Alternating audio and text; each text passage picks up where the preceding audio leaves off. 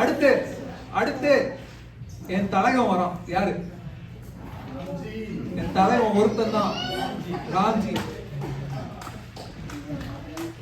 College chaos Chronicles எல்லாமே சேர்ந்து வருது.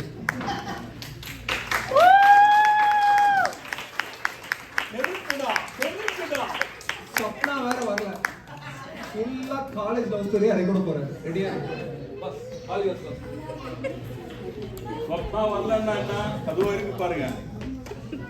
இப்பதான் வந்து சுப்பையா கேட்டாரு நீங்க ரெடியாங்கன்னு. ஆடியன்ஸ் கேட்கறதுக்கு ரெடியான்னு நினைச்சாங்க. நம்ம எப்போ ரெடியா இருந்திருக்கோம். சரி, ஹாப்பி இண்டிபெண்டன்ஸ் டே சொல்லணும்னு நினைச்சேன். இது வரைக்கும் நிகழ்ச்சி வந்து நல்லா சூப்பராக கலகலப்பாக போயிடுச்சு.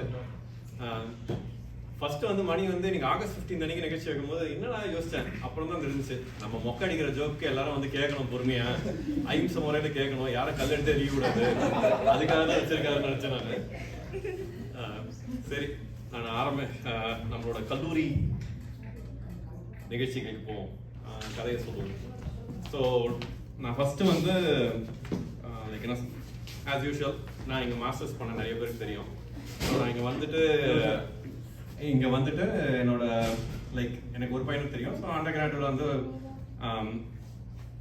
லைக் மீட் பண்ணிவிட்டு லைக் அவன் வந்து இன்ட்ரடியூஸ் பண்ணி வைக்கிறான் அவனோட ரூம்மேட்ஸ்க்கு எல்லாம். So roommate number 1, roommate number 2, roommate number 3. So அதுக்கு முன்னாடி ஒரு கேள்வி கேட்கணும் ஆடியன்ஸ் கிட்ட.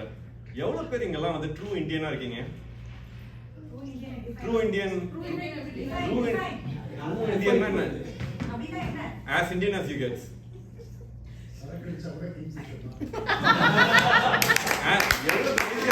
எவ்வளவு பேர் இந்தியன், ட்ரூ இந்தியன்? ஏன்னா அவங்களுக்கு தான் இப்ப நான் சொல்ல போற அடுத்தது வந்து புரியும். மீதி பேருக்கு இங்கேயே வளர்ந்தவங்களுக்கு அந்த இதுதான் அந்த அளவுக்கு தெரியாது. ஸோ நான் வந்து இப்போ வந்து ரூம்மேட் 1 வந்து இன்ட்ரடியூஸ் பண்றேன். என் friend he's a true Indian சொன்னான். சரின்னு விட்டேன். ரெண்டாவது ரூம்மேட் வந்து என்ன சொன்னா, இஸ் அன் எமர்ஜென்சி கை, எங்க எமர்ஜென்சி இருந்தாலும் அவன் இருப்பான். மூணாவது ரூம்மேட் வந்து எப்பெல்லாம் வந்து like he's a futuristic thinker, அடுத்த நாள் நினைச்சனே பிளான் பண்ணி இருப்பான். சரி ஓகே என்னதான் சொல்றான்னு சொல்லிட்டு நம்ம ஜெட்லாக்ல இருப்போம், இன்னைக்கு கேட்க வேணாம்னு சொல்லிட்டு நான் படுத்து தூங்கிட்டேன். அடுத்த நாள் காலைல வந்து நான் ஜெட்லாக் லிஸ்ட்ல காலைல எழுந்தும் போது என்னடா இவன் சொல்ல வரான், ட்ரூ இண்டியன் மீதிலாம் வந்து ஏதோ ஒன்று என்னால் கோரிலேட் பண்ண முடிச்சு. என்னடா ட்ரூ இண்டியன் சொல்ல வரான்னு சொல்லிட்டு நான் கொஞ்சம் யோசிச்சு என்ன வறுமை கலையெல்லாம் இருக்குமோன்னு சொல்லிட்டு நான் கொஞ்சம் பயந்துருந்தேன். அதுக்கப்புறம் அவங்ககிட்ட போய் கேட்டேன், மச்சான் அதெல்லாம் ஒன்றும் கிடையாது, அவன் வந்து நம்ம டாய்லெட்ல வந்து இந்தியன் ஸ்டைல்ல போவான் அவன் அப்படின்னா. என்னடா இப்படி சொல்ற, நிஜமாவாடா அப்படின்னா. ஏய் அவன் தாப்பால் போட மாட்டான், தயவு செய்து போயிடு, பாட்டுதான் போடுவான். சோ எப்பவுமே கேர்ஃபுல்லா நாக் பண்ணிட்டு போ, இல்லாட்டி சம்பவம் பெருசா பாத்துருவ அப்படின்னு சொல்லிட்டு என்ன வார்ன் பண்ணான். இப்ப எவ்வளவு பேர் ட்ரூ இண்டியன் தெரியல எனக்கு. ரெண்டாவது ரூம்மேட் வந்து ஓகே, அவர் வந்து எமர்ஜென்சின்னு சொல்லிட்டு என்னடா இவன் எமர்ஜென்சினா ஓகே, நம்ம ஊர்ல இருந்து வந்திருக்கோம், ஏதாவது ஒரு அவசரம் ஏதாவது ஒன்று தப்பா பண்ணிட்டா கொஞ்சம் ஹெல்ப் பண்ணுவான்னு நினைச்சேன். கடைசியில தான் தெரிஞ்சு இப்போ நான் வந்து லேப் போகிறோம், ஏதாவது போயிட்டு பேசினு இருப்பேன். நம்மளை நீங்க ஃபயர் அலாம் பார்த்துருக்கீங்கல்ல, ஃபயர் அலாம்னா காலேஜ் லிஸ்ட்லாம் பார்த்தீங்கன்னா டைரெக்டாக 911 வந்துருவாங்க. நம்ம வீட்டு ஃபயர் அலாம் மாதிரி கிடையாது. ஸோ அவன் என்ன பண்ணுவான், ஃபயர் அலாம் வந்து உங்கள் பேக் பேக்கில் கட்டி விட்டுருவான். நீங்கள் நடந்து போகும்போது டக்குன்னு அதில் வந்து ஆன் பண்ணிட்டு ஃபயர் அலாம் வந்து கேட்பான். இதில் என்னன்னா என் ரூம்மேட்ஸ் எல்லாருக்குமே வந்து மெமோ கொடுத்துருக்காங்க. ஸோ அவன் வந்து என்னை வார்ன் பண்ணிட்டு போனான். அன்ஃபார்ச்சுனேட்லி நானும் அதில் அடுத்த 6 மாசத்துல ஒரு விக்டிம் ஆயிட்டேன். மூணாவது ரூம்மேட் வந்து அவன் ஒரு ஃபன் கேரக்டர். அவர் வந்து எப்படின்னா அடுத்த நாள் எப்பவுமே வந்து பிளான் பண்ணே இருப்பான், அடுத்த நாள் பத்தியே பிளான் பண்ணிருப்பான். இவங்க கிட்ட கேட்டேன் என்னடா அப்படின்னா என்ன பிளான் பண்ணிருப்பான், அவங்ககிட்ட கோர்ஸ் பத்திலாம் கேட்கலாம். அவன் வருவான் 2 நாள் நீ பாத்துக்கோ அப்படின்னா. சரி என்னடா நடக்க போகுதுன்னு சொல்லிட்டு அவனை போய் காத்தா வந்த உடனே இன்ட்ரடியூஸ்லாம் பண்ணி வச்சாங்க. அதெல்லாம் பார்த்துட்டு நாளைக்கு நான் அடுத்த வாரம் காலேஜ் ஆரம்பிக்குது, இந்த வாட்டி ஃபன் பண்றோம், ஃபன் பார்ட்டி எல்லாமே சரக்கு எல்லாமே இருக்கணும், நம்ம இன்னைக்கு ஃபுல்லா பார்ட்டி பண்றோம் அப்படின்னா. சரி ஓகே இந்த வாரம் இருக்கு, ஃபர்ஸ்ட் டைம் நம்ம யூஎஸ் வந்திருக்கோம், சென்னையிலே இருந்திருக்கோம் அப்படின்னு சொல்லிட்டு ஓகேண்ணா. அடுத்த வாரம் வந்துச்சு, அடுத்த வாரத்துல இருந்து அசைன்மெண்ட் கொடுக்க ஆரம்பிச்சாங்க பண்ணோம்னா. அதுக்கு அடுத்த வாரம் ஃபர்ஸ்ட் செமஸ்டர் எக்ஸாம் வந்துடும், அதுக்கு முன்னாடி ஃபுல்லாவே பார்ட்டி பண்ணணும். இதே மாதிரி பார்ட்டி பண்ணி 2 வருஷத்தை ஓட்டிட்டான். அவனும் படிக்க விடல. இதுல என்னன்னா நம்ம நல்லா இருந்தாலும் கூட இருக்கணும் நல்லா இருக்க கூடாது இல்ல, அந்த கேரக்டர் அவன். பட் என்ன சொல்றது, எல்லாத்துலயும் ஒரு எந்து அந்த மாதிரி ஒரு 3 ரூம்மேட் அமைஞ்சாங்க. அதுக்கப்புறம் என்ன ஆச்சுன்னா லைக் இந்த ஒரு யூஸ்வலா வந்து ஒரு பிளானிங்ல வந்து நாங்க வந்து ஒரு ட்ரிப் போலாம்னு சொல்லிட்டு ஸ்ப்ரிங் பிரேக் ட்ரிப் போலாம்னு சொல்லிட்டு ஒரு பிளான் போட்டோம். அதை வந்து இனிஷியேட் பண்ணும்போது ஃபர்ஸ்ட் என்ன தேவை, ஒரு ட்ரிப்னா பட்ஜெட் தேவை. அது யார்கிட்டயும் கிடையாது, கிரெடிட் கார்டு இருந்துச்சு சொல்லிட்டு விட்டுட்டோம். அடுத்தது வந்து லைசன்ஸ் தேவை. சரி லைசன்ஸ் யார் யார்கிட்ட இருக்குன்னு வந்து கேட்டோம். ஒரு பையன் கிட்ட தான் இருந்துச்சு லைசன்ஸ். இது ஒரு 30 மணி நேரம் டிரைவ், யாரும் போக முடியாது. சரி லைசன்ஸ் ஓகே எடுத்துக்கலாம்னு சொல்லிட்டு பார்த்து ஒரு லைசன்ஸ்க்கு போகலாம் அப்படின்னு சொன்னா என் ரூம்மேட் வந்து சொன்னா லைசன்ஸ்லாம் ரொம்ப கஷ்டம்டா, இந்த ஊர்ல வந்து ஃபர்ஸ்ட் டைம் எடுக்கலாம் ரொம்ப கஷ்டம், வேலைக்கு ஆகாதுன்னா. எவ்வளவு பேர் இங்க ஃபர்ஸ்ட் அட்டெம்ப்ட்ல லைசன்ஸ் எடுத்திருக்கீங்க? பரவாயில்லையே, நிறைய பேர். குட். அங்க வந்து எப்படின்னா லைக் இவன் வந்து சொல்றத பார்த்து நான் வந்து கொஞ்சம் பயந்துட்டேன். ஏன்னா நான் அப்பதான் வந்து ஒரு 1.5 மாசம் தான் ஆகுது. என்னடா இவன் லைசன்ஸ் எடுக்கிறது இவ்வளவு கஷ்டமா இருக்குன்னு சொல்றானு. சரி என் இன்னொரு ரூம்மேட் கிட்ட கேட்டேன், என்னடா இவ்வளவு கஷ்டமா இருக்குன்னு சொன்னா. அவ்வளவு பெரிய கஷ்டமா லைசன்ஸ் எடுக்கிறது நம்ம ஊர்ல ஒண்ணா. இல்லடா அவன் ஃபர்ஸ்ட் வாட்டி போனா ஸ்டாப் சைன்ல வந்து கம்ப்ளீட் ஹால்ட்டுக்கு வரணும், அவன் வரல. அதுக்கப்புறம் கொஞ்சம் ஓரமா ஓட்டினா, ஸோ அதுக்காக டிரைவிங் இன்ஸ்பெக்டர் வந்து கொஞ்சம் பாயிண்ட்ஸ் டேக் பண்ணி அடுத்த வாட்டி வாங்க அப்படின்னு. இவன் அடுத்த வாட்டி போகும்போது என்ன பண்ணிருக்கான், சென்டர் ஆஃப் த லேன்ல ஓட்டிருக்கான். அவர் அலறி போயிட்டாரு. அலறி போயிட்டு என்ன வந்துட்டு யார் உன்னை கூட்டின்னு வந்தது, யார் அவனுக்கு லைசன்ஸ் கொடுத்தது அப்படின்னு எங்களுக்கு. அதனாலதான் நீ அதெல்லாம் தப்பா நினைச்சுக்காது. அப்புறம் போயிட்டு நான் லைசன்ஸ் வாங்கிட்டேன். ஸோ லைசன்ஸ் வாங்கின ஸ்டோரி முடிஞ்ச உடனே அடுத்தது வந்து லைக் ஓகே ஒரு லாங் ட்ரிப் காருக்கு போகணும்னு சொல்லிட்டு கார் எடுத்தோம். கார் எடுத்து என்னன்னா மஸ்டாங் வந்து 2 டோர் மஸ்டாங் ஒரு 5 சீட்டர் வந்து போட்டு ஒரு மாதிரி ரொம்ப நல்லா இருந்துச்சு எக்ஸ்பீரியன்ஸ். என்னடா இது நம்ம கார்ல போறோம் அப்படிலாம் வந்து ஒரு ஃபர்ஸ்ட் ரொம்ப எக்ஸைட்டிங்கா இருந்துச்சு. அப்போ வந்து ஓகே 3 பேர் ஓட்டணும். 3வது ஒருத்தர் வந்து டிரைவ் பண்றேன் அப்படின்னாரு. அதுக்கப்புறம் அவர் சொல்றாரு, நான் டெய்லி 1 மணி நேரம் தாங்க டிரைவ் பண்ணுவேன் அப்படின்னாரு. சரி 1 மணி நேரம் டிரைவ் பண்றதுக்கு ஓகே அப்படின்னு சொல்லிட்டு அட்ஜஸ்ட் பண்ணி போயிடலாம் அப்படின்னு சொல்லணும். அப்புறம் ஒரு டிஸ்க்ளைமர் போடுறாரு, நான் வந்து நைட் ஆனா டிரைவ் பண்ண மாட்டேன், சாப்பிட்டுட்டு டிரைவ் பண்ண மாட்டேன், மழை பெஞ்சா டிரைவ் பண்ண மாட்டேன், ஸ்னோல டிரைவ் பண்ணுவேன். எனக்கு கவுண்ட் பண்ணி தான் ₹1,00,00,000 கொடுத்தாலும் 6 மணிக்கு மேல நான் ஓட்ட மாட்டேன். அந்த ஞாபகம் தான் வந்துச்சு.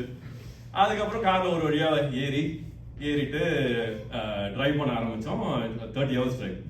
ஸோ போற வழியில வந்து என்னாச்சு, யூஸ்வலா சாப்பிடுவோம். முன்னாடிலாம் பாத்தீங்கன்னா மேப் தான், நம்ம மாதிரி ஃபோன் ஜிபிஎஸ்லாம் கிடையாது. ஸோ நீங்க வந்து you have to stay on the highway. வெளில போயிட்டீங்கன்னா எது உங்களுக்கு தெரியுதோ கேஸ் ஸ்டேஷன் அது மாதிரி சாப்பிடுவோம். சரி ஓகே சாப்பிட்டு போகலான்னு சொல்லிட்டு கேஸ் ஸ்டேஷன்ல போயிட்டு நான் எல்லாரும் சாப்பிட்டாங்க. நான் வந்து காஃபி டீ எல்லாம் குடிக்க மாட்டேன், அதனால ஒரு சாக்லேட் மில்க் எடுத்துட்டேன். மீதி பேர்லாம் வந்து காஃபி டீ குடிச்சிட்டு போனாங்க. நீங்க இருக்கிறதுலே அதுக்கப்புறம் தான் வந்து குடும்பம் அதுக்கப்புறம் ஒரு 20 minutes கழிச்சு சாக்லேட் மில்க் வேலை செய்ய ஆரம்பிச்சிருச்சு.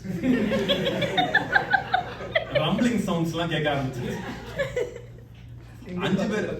5 பேர் அதுல என் கூட கொஞ்சம் பிளம்பியா இருப்பாங்க 2 பேரும். நெசிங்க அது இன்னும் வயிறு பயங்கரமா கடக்குன்னு சத்தம் கேட்கிற அளவுக்கு ஆயிடுச்சு. என்ன பண்றதுன்னே தெரியல. அதுக்கப்புறம் கொஞ்சமா வந்து ஓகே சரி எனக்கு வந்து இந்த புது ஊர், நம்ம ஊர்லாம் பாத்தீங்கன்னா நம்ம ஊர்ல வந்து வீட்டுல தான் போவோம் இல்ல டெஸ்டினேஷன்ல போவோம். ஸோ எனக்கு இந்த பழக்கம் கிடையாது, என்ன பண்றதுன்னே தெரியல. அதுக்கப்புறம் என் ரூமே கிட்ட இது மாதிரி போடா இங்க கேஸ் ஸ்டேஷன் போவோம் அப்படின்னு சொன்னேன். அவன் வந்து கரெக்டா கேஸ் பெடல் அழுத்தினான். சரி கேஸ் பெடல் அழுத்தினா என்னாச்சு, நம்ம நேரம் காப் லைட் போட்டான். ஏற்கனவே நம்மளுக்கு டைம் வந்து டைம் பாம் மாதிரி டிக்கிங் டைம் பாம் மாதிரி இருக்கு. காப் வந்து லைட்டா போட்டுட்டான். காப் லைட் போட்டுட்டு என் ஃப்ரெண்ட் அவங்ககிட்ட என்ன ஆகணும்னு தெரியாது, எங்களுக்கு டிக்கெட் கொடுப்பானா என்ன அரெஸ்ட் பண்ணுவானா என்ன ஆகணும் கூட தெரியாது. எனக்கான என் பிரச்சனை எனக்கு.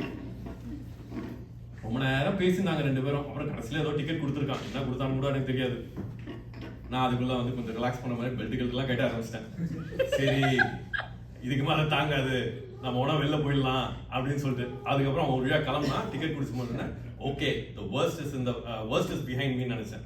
நான் சொல்ற worst வந்து பின்னாடி, அந்த பின்னாடி கிடையாது, காப் போயிட்டான்னு சொல்லுவாங்க.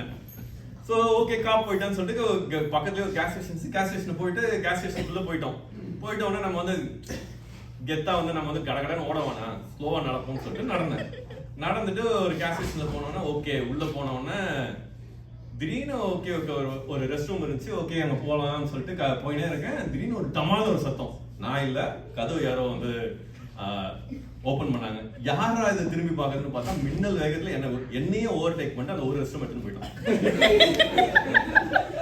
நிலைமை என்னவோ ஏற்கனவே பரிதாபமா இருந்துச்சு. சத்திய சோதனை. எனக்கு ரொம்ப என் ஃப்ரெண்ட்ஸ் எல்லாம் விழுந்து விழுந்து சிரிக்கிறேன். என்னடா ஏன்னா வந்துட்டு ஒழுங்கா போக மாட்டியான்னு. டேய் நான் என்னடா பண்ணுவேன், அவன் போவான்னு எனக்கு என்னடா தெரியும். அதுக்கப்புறம் கடைசியில வந்து அவன் ஒரு வழியா முடிச்சான்.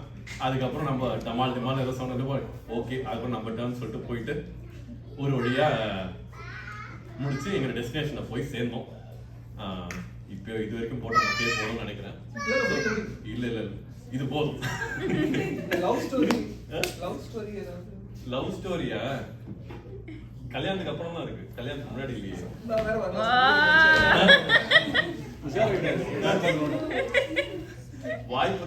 வாய்ப்பு இந்த மணிக்கு வந்து ஒரு நன்றியா சொல்லிக்கிறேன். என்னவோ மணிரத்னம் படத்துல காட்சி கட்டுற மாதிரி என்ன ஒரு எஃபெக்ட். நான் பண்ண மாட்டேன்னு சூர்யா படம் தளபதி ஒரு காமெடி வருமா, ஸ்டாண்டப் காமெடி.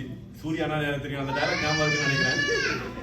ஸ்டாண்டப் காமெடினா என்னன்னு தெரியுமா, மொக்கனா என்னன்னு தெரியுமா, ராம்ஜினா என்னன்னு தெரியுமா, செருப்படினா என்ன தெரியுமா, அது மாதிரிதான் இருந்துச்சு. சரிங்க, நன்றி.